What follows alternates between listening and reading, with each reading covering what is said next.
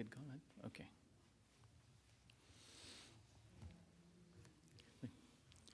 Bismillah walhamdulillah. والصلاة والسلام على رسول الله وعلى آله وصحبه وسلم. اللهم علمنا ما ينفعنا وانفعنا بما علمتنا وزدنا علما رب العالمين. اللهم أعنا على ذكرك وشكرك وحسن عبادتك. أما بعد, today's hadith, by the will of Allah Azza wa Jal, which is hadith 24 in the series, it talks about loving for Allah's sake, and at the same time, how that helps us find the sweetness of Iman. Right? So Rasulullah sallallahu alayhi wa sallam said, من أحب أن يجد طعم الإيمان فليحب المرء لا يحبه إلا لله عز وجل. وفي رواية من سره أن يجد طعم الإيمان فليحب المرء لا يحبه إلا لله عز وجل. So the Messenger alayhi salatu wasalam said, the one who would love, or in another narration, the one who would be happy to, happy or loved. So the one who would love to have the sweetness of Iman, let them love someone only for the sake of Allah Azza wa Jal. So let them love someone only for the sake of Allah Azza wa Jal. So if you want to find the sweetness of Iman, this is its path, and its path is love and loving for the sake of Allah Azza wa Jal. And we will understand why, insha'Allah, shortly. Now, this is not the first time that we encounter that phrase, the sweetness of Iman. So if you go to previous ahadith, the Prophet ﷺ talked about the sweetness of Iman. But for this part, we're told you have to find it through loving for Allah's sake. Now, we are always in love. We are always loving something and someone. If you remember what we said before, the reason why we move is because of love, right? So you love something, so you go after it. And you hate something, so you run away from it. That's the motivation for all the other emotions and for all movement in life. There's an external and an internal movement, but all of it is based on love. So how you plan your day, how you plan your meals, how you plan your get-togethers, how you plan your travels, or even your vacations or where you stay, all these things depend on love. All of us seem to be consumed by the love of certain things, so we all love beauty, but we love it differently. Our appreciation of it, our standards are different. We love money, but what you do with money and how you use it and why you love it is different. So we love similar things differently, and we love different things. But nonetheless, we love. And when we love, if you think about it, everything that we love because it brings us benefit and it protects us from harm. There is benefit in anything that you love. So loving other things is an extension of loving yourself. If you think about it. Why do you love it? It brings me benefit. Why do you love that? Because you love yourself. Why do you hate it? Because it harms me. Why is that? Why do you hate what harms you? Because I love myself. So you look after yourself. And when that's the case, you understand that as human beings, we cannot escape that reality because we are dependent human beings. We can't call that love selfish because that type of love is necessary for our survival. As dependent human beings, I need to focus on what benefits me. I need to run away from what harms me. The only one who loves can really love without any return for that love is Allah Azza wa Jal. Right? Because Allah Azza wa Jal is self-sufficient. So He doesn't need anything from you. And what He needs from you is not really a need. What He wants you to do is for your own benefit. So He doesn't take anything from you. But I cannot survive on love that does not benefit me. I have to love something that benefits me. And again, we're saying that this is not selfish. This is in fact a reality, and that's the motivation for going to Jannah and wanting it, for hating hellfire and trying to escape it. So whatever we love is an extension of our loving ourselves. So we want to and desire to maximize our benefit. Not in a very calculating, business-like way. No.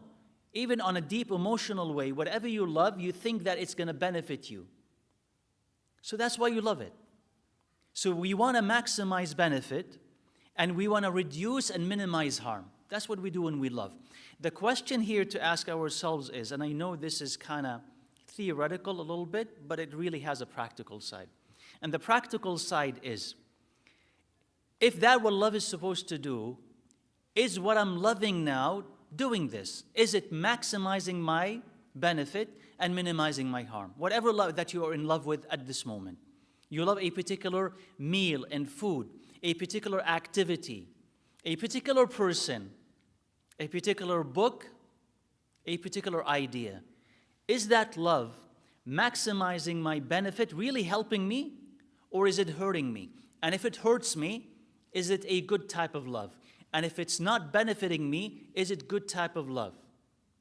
So it has to really fulfill these conditions. Now, what complicates that, all of it, is that sometimes we love what is not good for us. And we hate what is good for us, right? And that's what I want to really come to, is that love on its own cannot be a compass. Love on its own cannot be what dictates what's right and what's wrong. Because that is something that is popular in some circles. If you feel like it, if you love it, if you love so-and-so, then love itself justifies the end.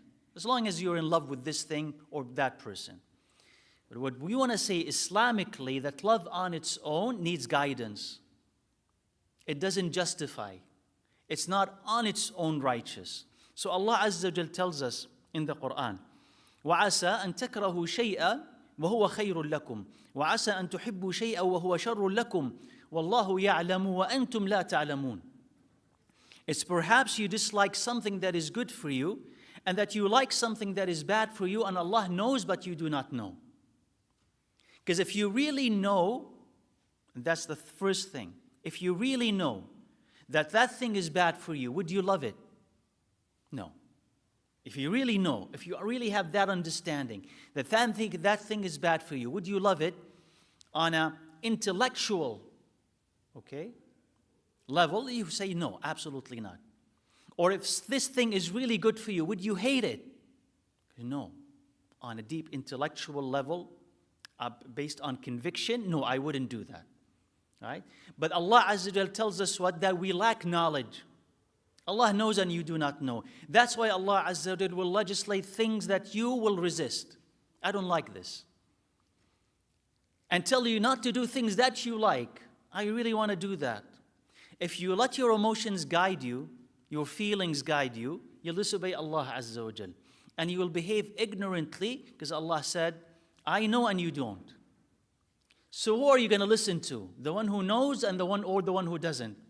Are you listening to your emotions or Allah's judgment, or Allah's advice, Allah's recommendation, based on His deep and encompassing knowledge of what that thing will bring you? So if you trust Allah subhanahu wa ta'ala, you will subjugate your emotions to Him.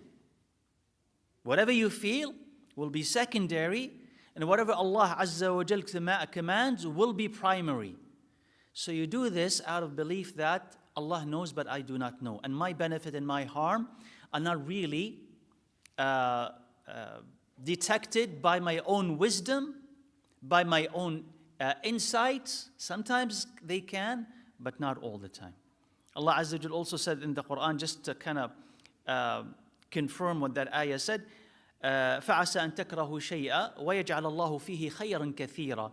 Perhaps you may hate something, and Allah puts plenty of good in it.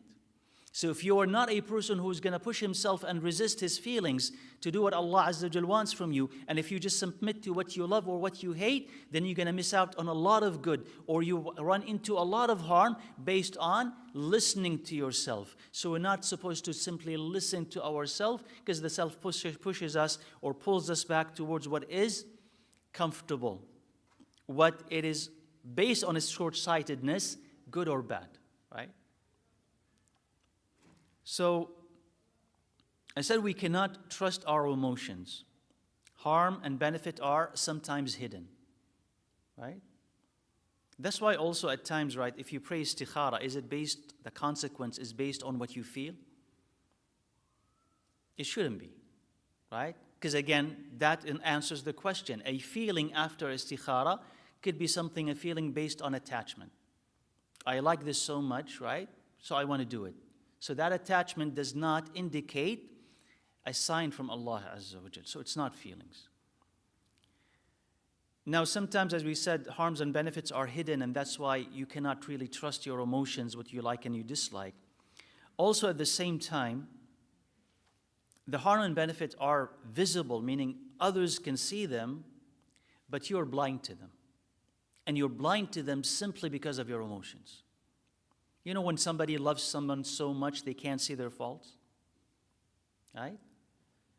Or you want something so much you can't see the dangers that are in it. Somebody on the outside has to point that to you. So why can they see it and you can't? So there is this blindness attached to love, especially overwhelming love. That's why you need the insight and the counsel of people around you to tell you, is this path right or wrong? This person right or wrong? Your own judgment, male or female, your own judgment is insufficient until you consult, and that's why consultation is important. So Abu Darda radiyallahu anhu said, and this is sahih to him, radiyallahu anhu, حُبُّكَ لِلشَّيْءِ يُعْمِي وَيُصِمْ. He says, loving something blinds and deafens.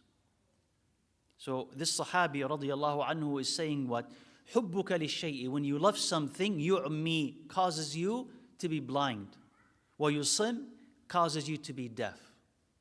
So you won't hear anyone's advice. No, you're wrong, I'm right. You can't see their faults, right? وَعَيْنُ الرِّضَى عَنْ كُلِّ عَيْبٍ كَلِيلَةٌ وَلَكِنَّ عَيْبَ السُّخْطِ تُبْدِي الْمَسَاوِيَ. As the poet have said, عَيْنُ الرِّضَى عَنْ كُلِّ عَيْبٍ كَلِيلَةٌ. This is if you're happy and pleased with something, your eye becomes unable to see its mistakes, as if it's sick. You know when you're sick and you can't see? As if the eye becomes sick, you can't see the mistakes there. وَلَكِنَّ عَيْنَ السُّخْطِ. But if you're angry with something, your eye will detect only its mistakes.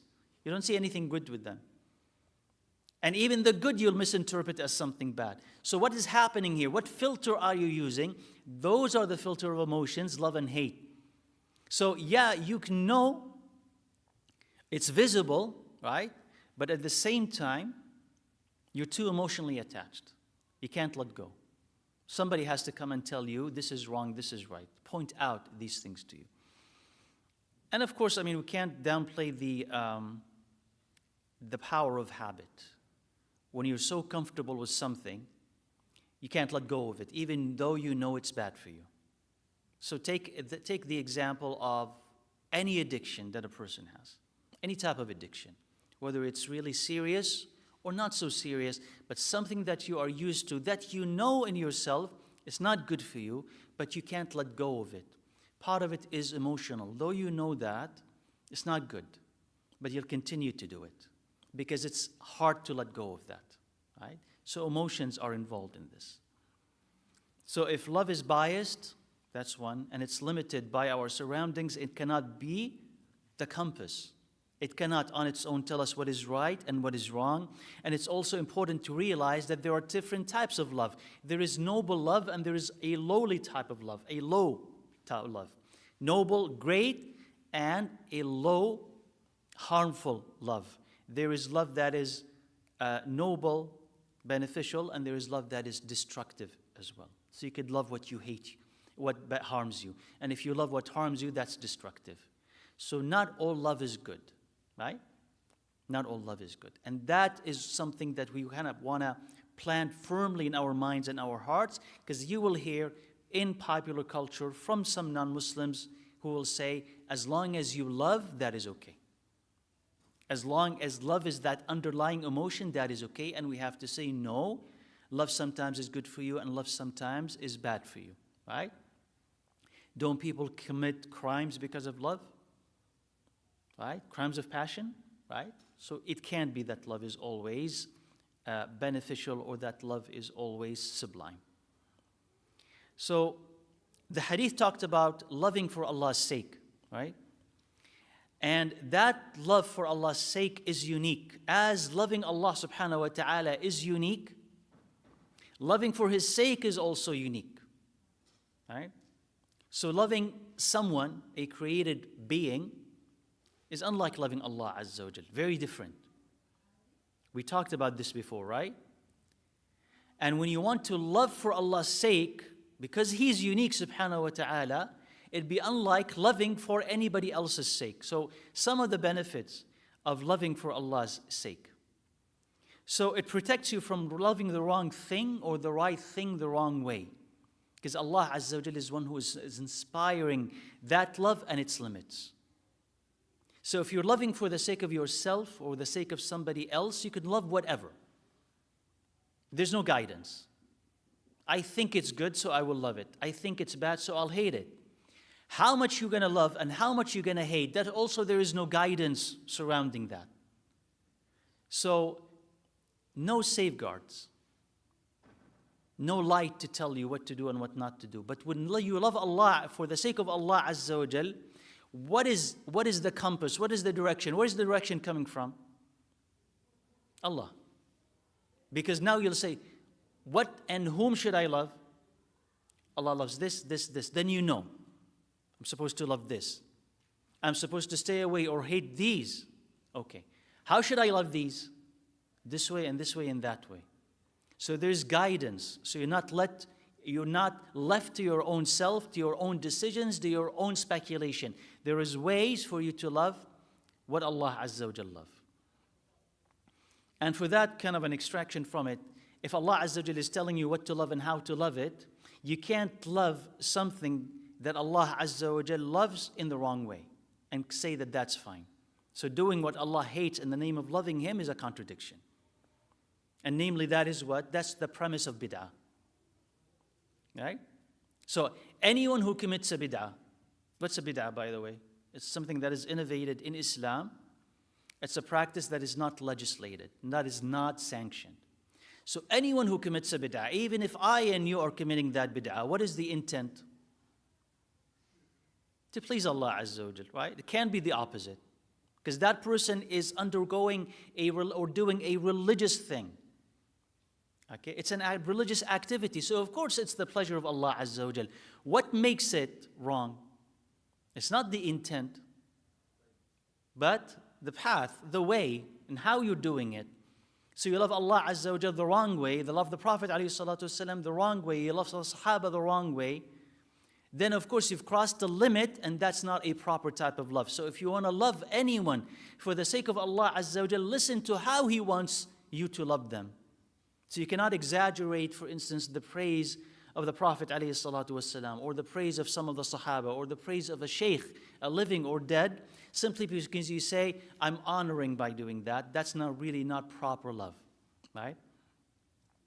The second also, it allows you to rise above, right? And before I forget this, there's an ayah, and we always repeat this ayah, kind of just to confirm that love and sunnah, or love and obedience, are connected, where Allah Azza wa Jal said, قُلْ إِن كُنْتُمْ تُحِبُّونَ اللَّهَ فَاتَّبِعُونِي يُحْبِبْكُمُ اللَّهِ. Say, if you love Allah, then follow me and Allah will love you.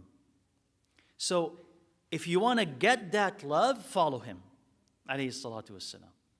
There's no other way, right? You follow, right? That's what it says. There's no other way. How are you going to get Allah's love? How are you going to get Allah to love you? He says, follow me. So if you follow me in what I'm telling you to do and I'm not telling you not to do, you'll get Allah's love. If you want to get Allah's love through another way, you have missed the destination. You have missed the way. Because it can't happen that way. So that's why, if you want Allah to love you, then follow Muhammad alayhi salatu wasalam, who tells you, pray this way, and fast this way, and feel this way, and don't feel this way, and live as he lived, alayhi salatu wasalam. So, the second benefit of love for the sake of Allah Azza wa Jal is that you rise above love for your own sake, and that love is immature, short, and not stable. So if you love simply for your own sake, you yourself as a being is not permanent, right? And you keep changing your minds all the time. I mean, have you experienced a time where at one point in your life you hated a specific cuisine and now you like it? A specific drink and now you hate it, or vice versa? You had a specific taste, but now it's changed? Right? Have you experienced that? If not, you will. So you are yourself, you lack stability. So if you are simply going to love for your own sake, and you hate for your own sake, that one is immature. Because it keeps changing. Oh, he said something bad to me, now I hate him.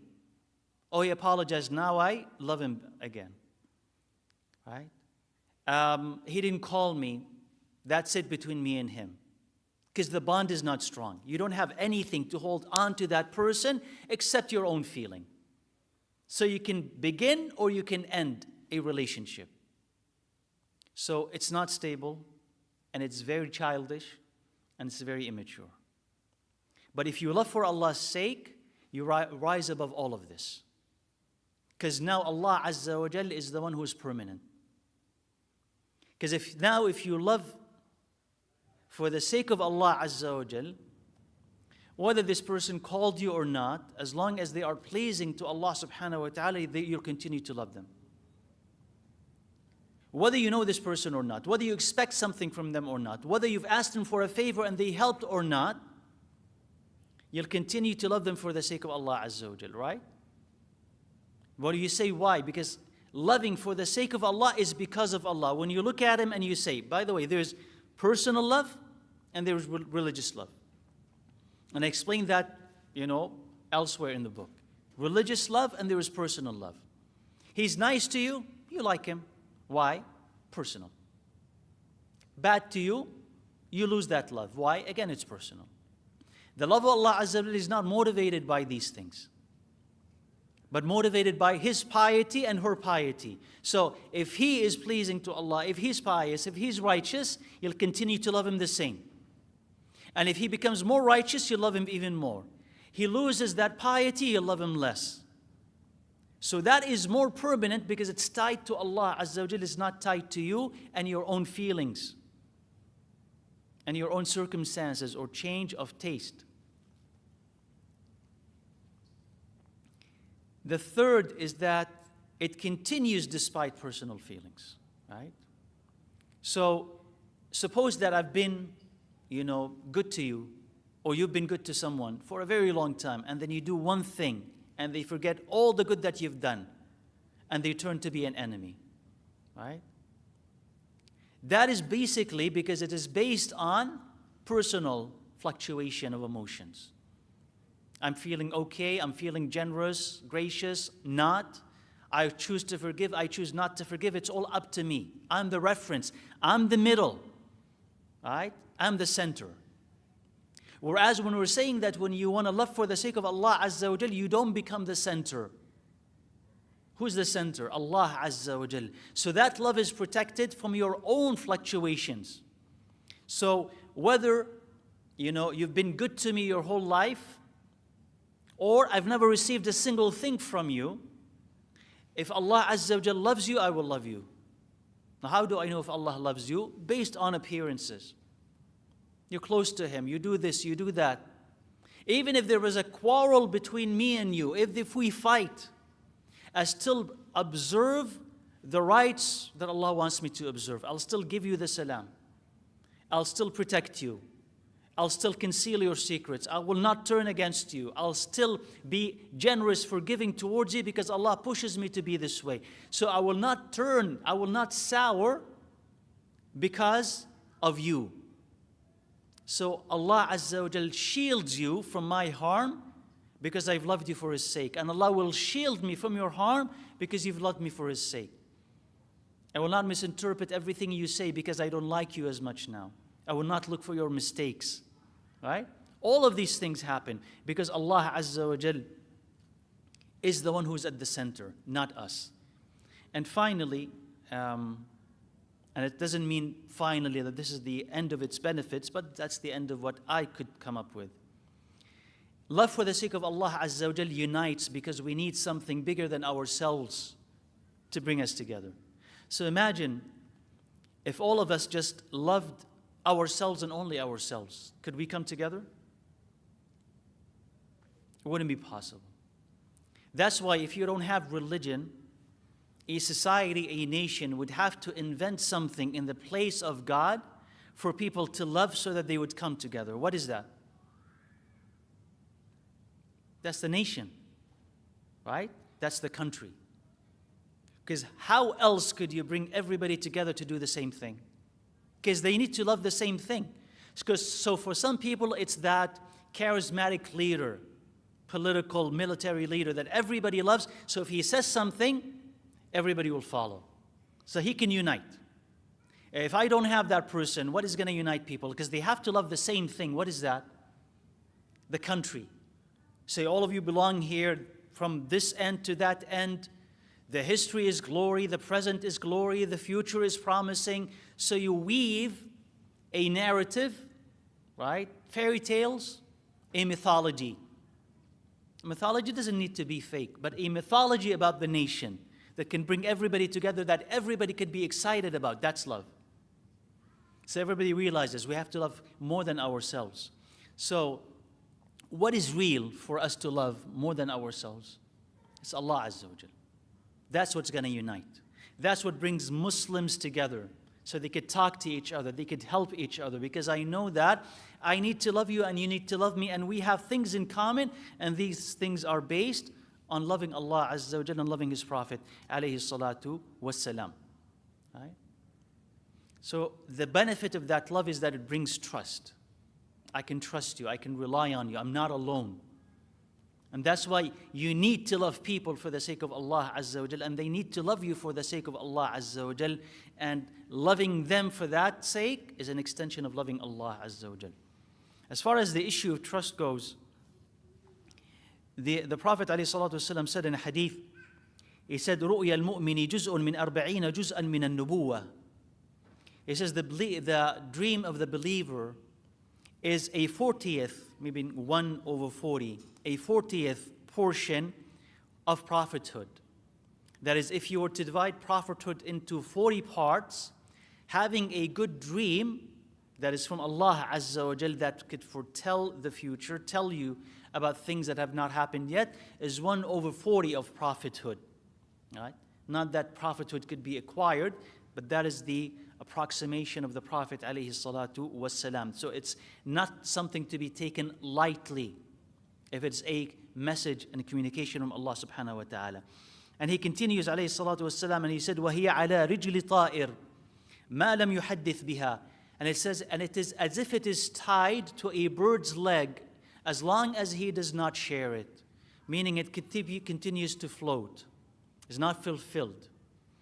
فَإِذَا تَحَدَّثَ بِهَا سَقَطَتْ. It says, but if he shares it, he tells people about it, it falls. And what does that mean when it falls? It's fulfilled. It's happened. وَلَا تُحَدِّثْ بِهَا إِلَّا لَبِيبًا أَوْ حَبِيبًا. It says, don't then share it with someone unless they are wise or someone that you love. Someone who loves you. Right? So a wise person, because the wise will know how to interpret that thing. Right? So that's what you should seek.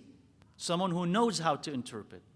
You don't share it with the ignorant who can, guess haphazardly, or may mean this or mean that. If you don't know, then you don't talk. أو حبيبة, or a loved one, someone who loves you. Because the one who loves you, It's not going to envy you because of it. It's not going to be distressed because of it if it's predicting something good for you. It's not going to ruin it for you. It's not going to propose a bad interpretation to harm you. So you trust them. And because you trust them, then you share that with them. So that's the element of trust that we are talking about. That when you love people for the sake of Allah Azza wa Jal, you can trust them and they can trust you back. Right. So love and the taste of Iman. Why is it that when you love for the sake of Allah Azza wa Jal, you begin or you can find the taste of Iman? Because loving for the sake of Allah Azza wa Jal essentially means that you're receiving no benefit from it. You're not loving for benefit. You're loving for Allah Azza wa Jal. And that will go against your own impulse to love only what you like or what benefits you and to hate what harms you. Here you are loving Allah Azza wa Jal. And loving someone or something that may bring you no benefit, but you're doing it for Allah Azza wa Jal. So your ability to migrate hijrah from yourself to Allah Azza wa Jal, rise above yourself so that you would love for His sake and not only for yourself, to conquer the self and its ego. Your ability to do this allows you to find the sweetness of Iman. Because when you love for the sake of Allah Azza wa Jal, your Iman increases because you're loving Allah subhanahu wa ta'ala for it. So this is this migration from the limited self to Allah Azza wa Jal. From loving for ourselves to living, or living for ourselves to living for Allah Azza wa Jal. From us as the center to Allah Azza wa Jal as the center. And by the way, in modern life, who is the center? It's always the self. It's always the self. It's what you feel and what you want. It's what you desire. You're the center. So it's a process of migration where you decide that with all of these commercials and advertisement and upbringing and how the subject was created, because all of us are being recreated by whatever we see, to focus on you, your delight, your gratification, your delight and your gratification. So you always are being pushed inside. Think about yourself, not about other people. So this is a hijrah, a migration that is difficult to be, but you have to do it where Allah becomes the center. It's not what I feel, what Allah wants. It's not my laziness, but Allah is pushing me, so I'm going to do it. So you push yourself so that you are no longer the one in control. Allah Azza wa Jal is the one who's in control. So you surrender to Allah instead of surrendering your own desire. And Ibn Abbas radiallahu anhu said that this is how you achieve the wilayah of Allah subhanahu wa ta'ala. How do you become a wali of Allah subhanahu wa ta'ala? So Ibn Abbas said, أحب في الله وأبغض في الله ووالي في الله وعادي في الله فإنما تنال ولاية الله بذلك ولا يجد عبد طعم الإيمان وإن كثرت صلاته وصيامه حتى يكون كذلك. So he said, رضي الله عنه, he said, love for the sake of Allah and hate for the sake of Allah and befriend for the sake of Allah and be foe for the sake of Allah. Because indeed, you will become a wali of Allah only if you do this. And a person will not find or have the sweetness of Iman, even if he prays a lot and he fasts a lot, until he is such. Because the Iman then is incomplete. You could pray a lot and you could fast a lot. But where is your love for Allah Azza wa Jal? Because there is movement, and there's barakah in that movement when you pray, and barakah in the fasting when you do. But then they still are deficient until you love Allah Azza wa Jal. Right? Could you imagine somebody who prays and he fasts, and they see people disobeying Allah but have no reaction? So what does that mean? That the love of Allah itself is what? Is weak, compromised. And that ibadah may have become what? Habitual ibadah, but not deep, not effective. So he says, no. You have to be emotionally attached to Him subhanahu wa ta'ala through your salah and through your ibadah. Even if you don't end up praying as much or fasting as much, but you need to be emotionally attached to Him subhanahu wa ta'ala. You need to love Him. And only when you feel so attached to Him, so become so loving of Allah subhanahu wa ta'ala, that when you're going to choose a friend, you'll choose based on Allah. And when you're going to choose an emotion or a reaction, you'll choose based on Allah Azza wa Jal. That Allah means that much to you, and that proximity to Allah is what makes you a wali of Allah. Not just mere action or repetition. So what is the meaning of wali, by the way? Is someone who's close. Someone who's close. And someone, a human being who's close to you, is someone who looks after you. And someone who's happy when you're happy and angry when you're angry. That is what proximity is about.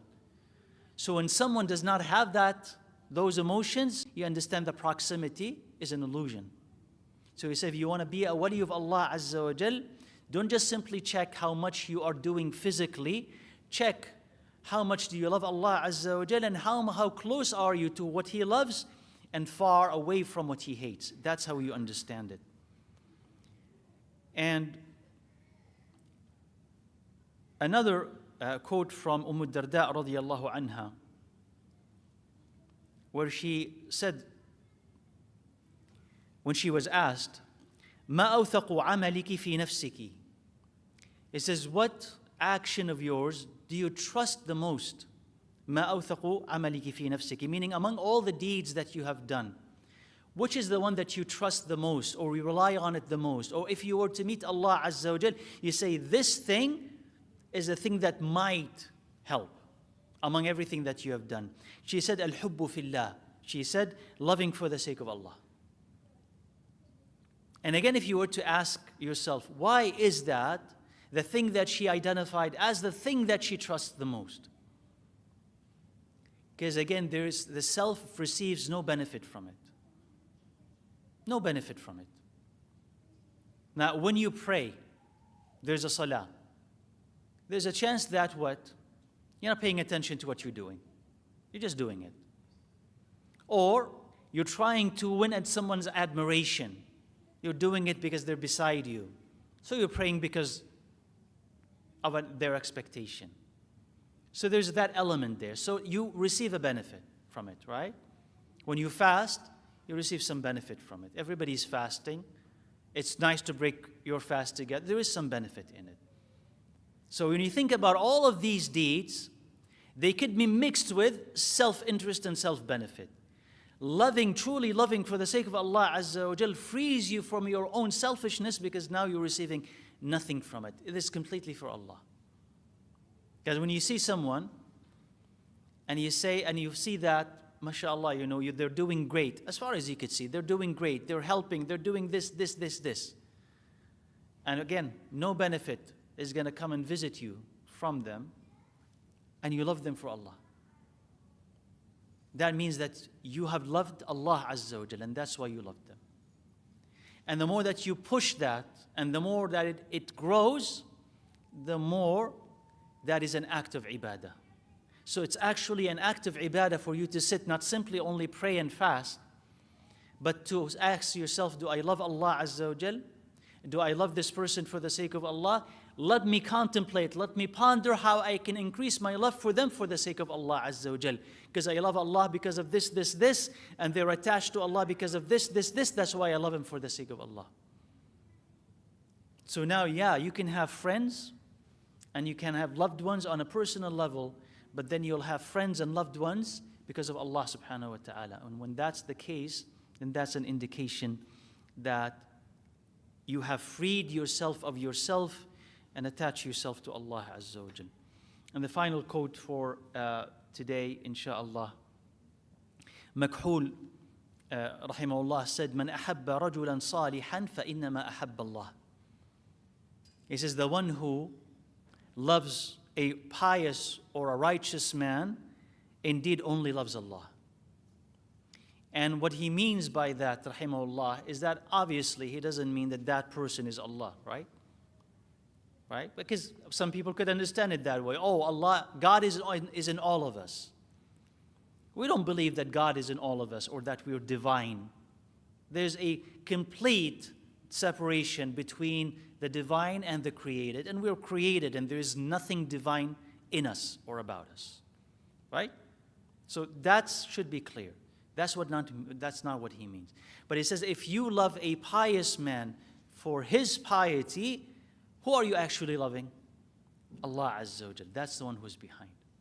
So you could have a pious man or a scholar or a sheikh, a speaker, a da'iyah, whatever, and you could like them because they speak well. Is that for Allah Azza wa Jal? Is it? Good speakers. Is that for Allah? That's not for Allah. You like them because they're handsome. It's a fact, right? Because you're attracted to beautiful faces. Everybody, male or female, right? What is that experiment that they brought an infant and they brought him pictures of supermodels versus, regular people, and he would kind of stare at the supermodels versus the regular people? So bad luck for everybody who's regular, right? So, even babies realize that, oh, she's beautiful, not as more than, anyway, it's subjective anyway. But what was I talking about? Okay, I forgot what I was talking about. So, if you like this person, right, if you watch him because he's handsome, is that for Allah? No. You watching him because he's controversial. Is that for Allah? It's just entertaining. It's not for Allah Azza wa Jal. Not until you actually let go of all of this. So you realize the filters that I'm talking about? Because you're seeing and you think, oh, I'm just watching Islamic programming or Islamic lectures and it counts as ibadah. But I don't know if you've asked or I've asked yourself, is this for Allah? Am I learning something or am I being entertained? That's very different. So if you like entertainment, that's fine, as long as it's halal. But don't deceive yourself thinking that this was for Allah Azza wa Jal. No, it's not. For Allah Azza wa Jal is this person speaking the truth, speaking with knowledge. What he's saying, if I follow it, will it take me to Allah Azza wa Jal? Will it save me from hellfire? That then is someone who would be loved for the sake of Allah Azza wa Jal. Not simply because they are the best of speakers. Musa alayhi salam, was he, in a sense, did he not stutter? He had a stutter to him, right? And Harun was a better speaker than Musa alayhi salam. Yet in the Quran, who's speaking all the time? Musa. Right? Even though he wanted him as support, but who was speaking all the time? You see Allah is quoting Musa, Musa, Musa, Musa, because what Musa is saying, because Musa is better than Harun, what Musa was saying was the significant thing. Harun was a support. Right? So, if you love a person, lillah, not because of country, not because of origin, not because of accent, not because of these things, but this person is pleasing to Allah, then you have loved Allah Azza wa Jal. And so if you say to a person here in the masjid, which is going to come inshallah, so I don't want to burn it, but you see a person, I love you for the sake of Allah Azza wa Jal, what do you mean? What do you mean? But we're going to come to that, so I'm not going to burn that yet. So we'll stop here inshallah, and let me know if you have any questions or comments or anything that was not clear. But the hadith is telling us, right, that you will start to find the sweetness of Iman if you change the way that you look at people and you start to ask yourself, I like this person, there's a lot that we have in common. This person is funny, this person gives me food, this person invites me, this person is beautiful, all of that is beautiful. And we're going to get to that. Again, I think I'm getting ahead of myself because these things are important to build up what we call love. But then is that why I like them? Simply? Okay, is there a better reason? Am I not connected to every Muslim as long as they have Iman based on love? Even when you disagree with them, but as long as you still believe that they are Muslim, do you not owe them an element of love and that you need to love them for Allah's sake? Even if what they have is an iota of Iman, you owe them an iota of love still. So a call for reflection, inshallah, that you really want to have that sweetness in your heart. Start to take a second look at people and say, I will love this person more for Allah's sake, and I will love this person more for Allah's sake. Because that, inshallah, will remind us that love should always be motivated by Allah Azza wa Jal. So I'm going to see, inshallah, if we have any online questions, but meanwhile, let me know, inshallah, if you have anything. Yeah, go ahead. Okay.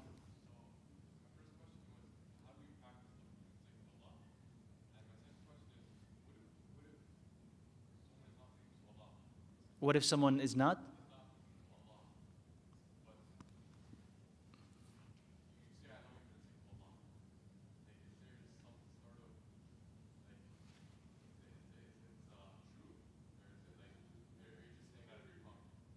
So someone who is not pleasing telling another.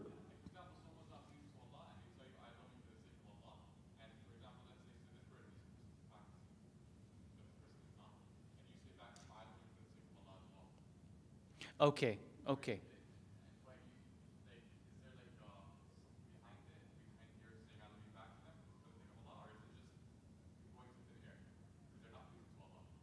Okay, so I mean, so suppose for instance you're the one who's pious. I'm just trying to understand the question. You're the one who's pious, or supposedly. Somebody comes and tells you, I love you for Allah's sake. Then you return back and you say, and I love you for Allah's sake. Okay, so if they're not pleasing to Allah Azza wa Jal, what do you say? So we are going to come to that, inshallah. And the reply is, may Allah love you. Okay? So you don't have to profess love if you don't have that love. Right? So the adequate response to it, may Allah habbaka Allahu alladhi ahbabtani fih, may Allah love you, the one that you've loved me for. That's the response. And we're going to get to that, inshallah, in a future hadith. So I want to kind of leave that to that, inshallah. Your first question is how to practice it.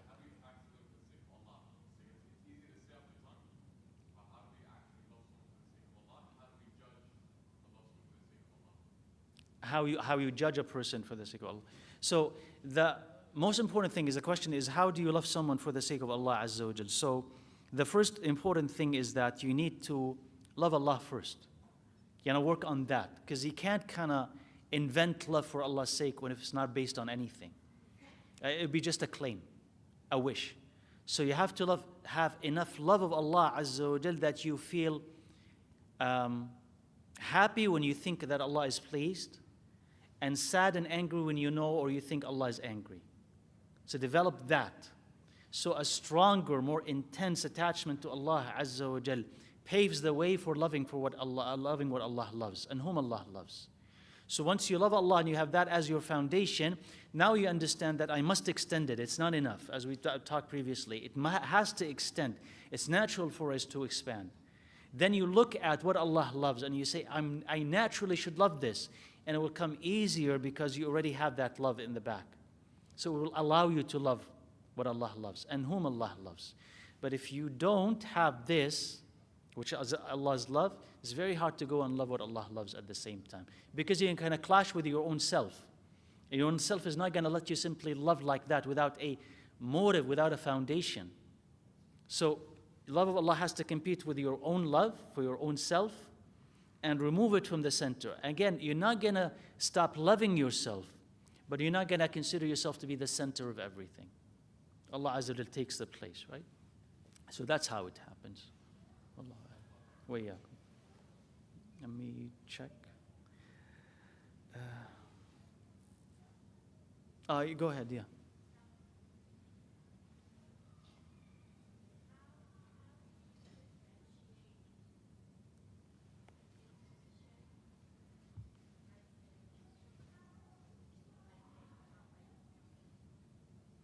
For Allah's sake. So how do you differentiate between intuition and then loving or not loving someone for Allah's sake? Is that right? You interrogate the reasons. Like you could have, so are you talking about having a reaction to someone, unexplained reaction to someone, maybe because they are pleasing to Allah or displeasing to Allah?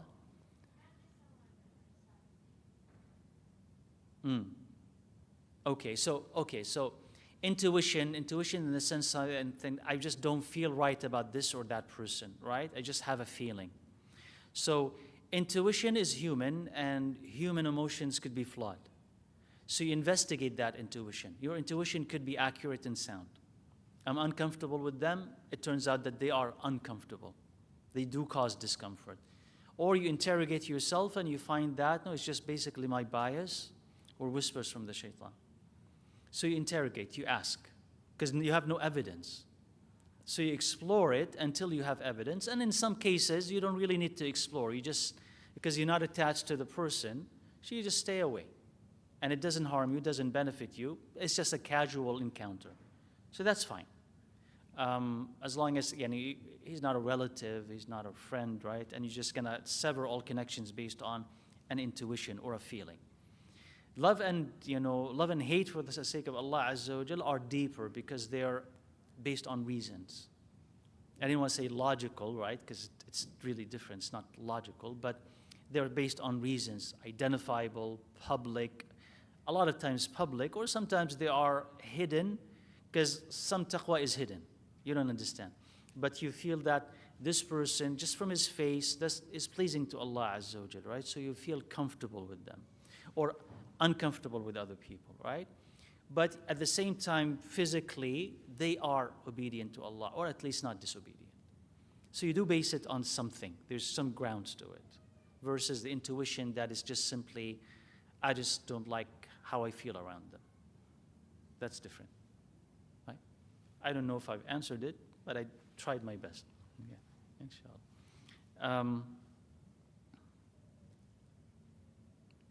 Okay.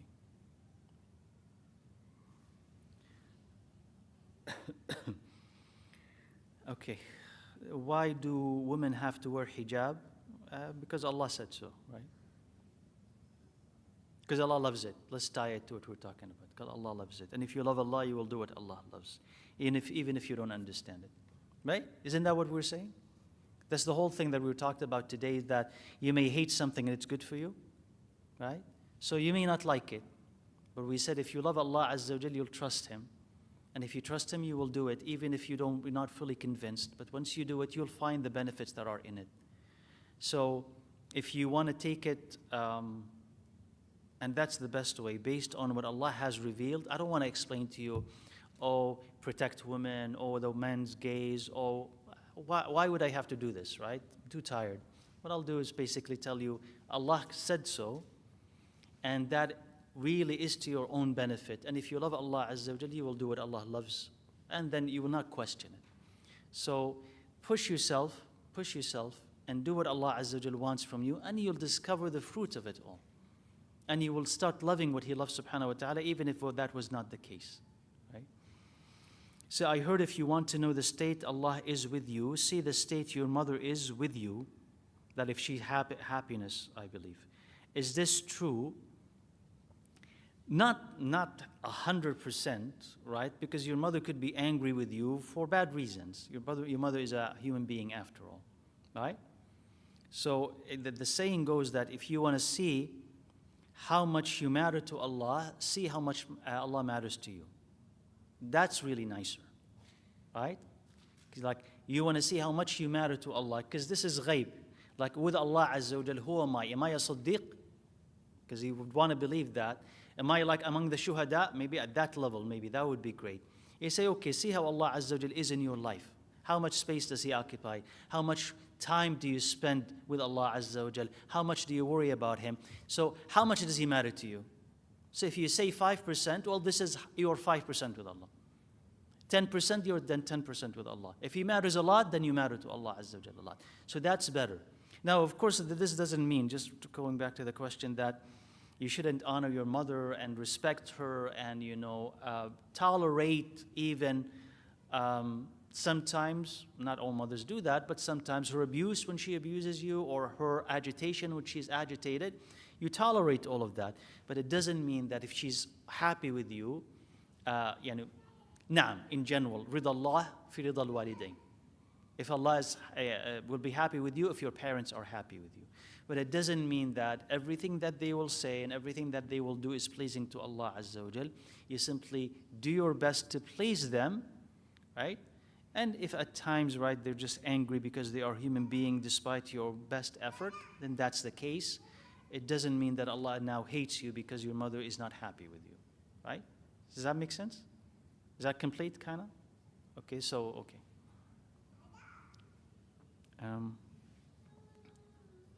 Sometimes we have deluded motives to love a person. We thought it is for the sake of Allah due to the person's righteousness, but it might be due to something else without noticing it. What questions do we need to ask ourselves to remove the potentiality that we love others other than Allah Azza wa Jal?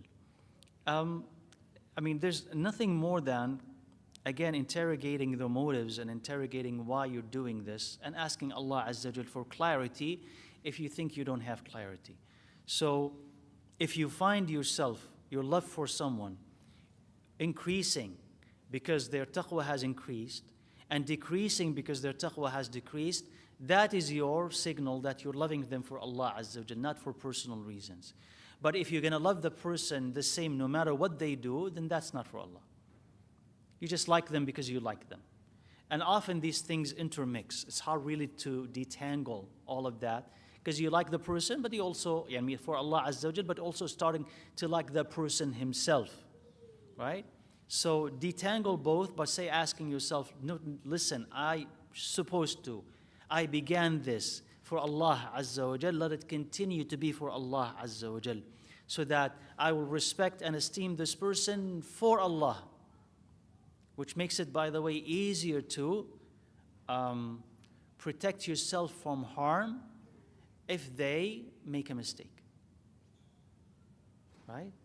So people will, as again I said, why are you listening to so-and-so? Is it because of Allah Azza wa Jal or is it because of somebody else?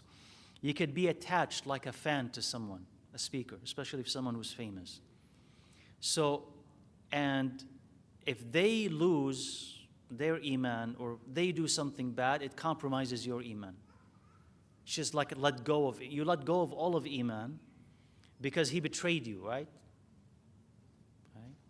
Whereas if you know that this person is a fallible human being, that you should fluctuate in your love based on Allah Azza wa Jal, then he's not the center, but Allah is. So there's like idol worship, right? That's what I'm getting at. There's idol worship. And that can happen in Islamic context as well. Like, I'm a good Muslim because he's telling me to. He's telling me to do this and not to do that. So you're attached to him, not to Allah Azza wa Jal. So when that quote-unquote idol collapses, you collapse. Whereas he's supposed to be doing what?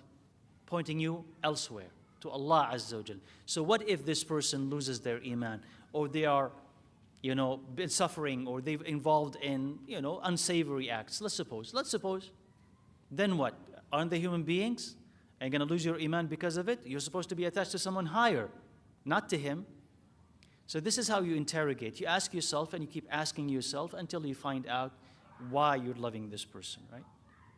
Wallahu a'lam. And I guess there must be something else. What do we do with close relatives who clearly rejects and goes against Allah and invites others to? How to love or hate for Allah subhanahu wa ta'ala in this case? So of course, first of all, what does it mean that he rejects and goes against Allah Azza wa Jal and invites others to do so? So I'll just take it at face value that that's what they're doing. So if they're doing that, even though they are relatives, your dilemma here is that they're relatives at the same time, they're angering Allah Azza wa Jal. What do you do with it? So you owe them rights that belong to relatives. They could be parents, they could be children. So you still owe them rights that belong to relatives. You don't necessarily disconnect at the moment. They're still the parents, they're still the children, they're still the cousins and the uncles and whatever. Unless you tell me there is harm that they're causing, then that's another thing that we could talk about. But here I don't get that here. Allahu a'lam. But at the same time, right, and you may actually, on a personal level, like them because they are relatives. Right? You can't let go of that. Maybe. But at the same time, you have to say to yourself that the choices that they have made anger Allah Azza wa Jal. And Allah, when He looks at you, doing these things, saying these things, inviting people to whatever wrong or falsehood you're following, Allah hates it. And that I hate that in you. You have to say that to yourself. I hate that in you. I hate that part of you. So there's an element toward that. So love is divisible. And we'll talk about that maybe, Allahu Alam, later. Divisible meaning what? You could love a portion and hate a portion. Which is, by the way, right? And we're going to repeat this again, so I don't feel that I'm introducing it too soon. That's the case with everybody almost, right? Do you love everything about everybody? No, it's not possible. And maybe with like an exception, one or two. But everything about everybody, no. I like this, but I don't like that. I like this, but I hate that. That's the same way. So for those relatives, right? I like you or love you here, right? Because of that connection, kinship that we have. But these actions, these beliefs are hate. And you could have that relationship with them. So, but still try and keep trying, because your connection with them, since you know the truth and you have a connection, there is more of a chance that you'll be able to guide them and save them with the will of Allah Azza wa Jal. So, last chance, inshallah. Tfaddal. Alaikum assalam wa rahmatullah.